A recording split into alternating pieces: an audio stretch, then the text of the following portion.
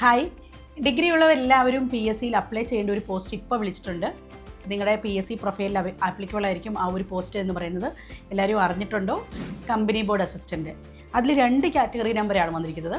382/2025 383/2025. ഏത് ഡിഗ്രി ഉള്ളവർക്കും 18 തൊട്ട് 36 വയസ്സ് വരെ ജനറൽ കാറ്റഗറിക്ക് അപ്ലൈ ചെയ്യാൻ പറ്റുന്ന എക്സാമാണ്.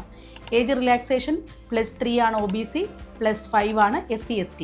അപ്പോൾ നിങ്ങൾ ഡിഗ്രി പാസ്സായിട്ടുണ്ടോ, അത് ഏത് ഡിഗ്രി ആകട്ടെ. ഇനി നിങ്ങളുടെ ഡിഗ്രി അവിടെ കാണിക്കുന്നില്ല എങ്കിൽ അവിടെ താഴെ ഒരു ക്ലിക്ക് ഉണ്ടായിരിക്കും, വൈ ഐ ആം ഇന്നെലിജിബിൾ എന്ന് പറഞ്ഞിട്ടുള്ളത്. അവിടെ ക്ലിക്ക് ചെയ്ത് കഴിഞ്ഞാൽ നിങ്ങൾക്ക് അപ്ലൈ ചെയ്യാൻ പറ്റും. അപ്പം ഏത് ഡിഗ്രി ഹോൾഡറും പഠിക്കുക, പരീക്ഷ എഴുതുക.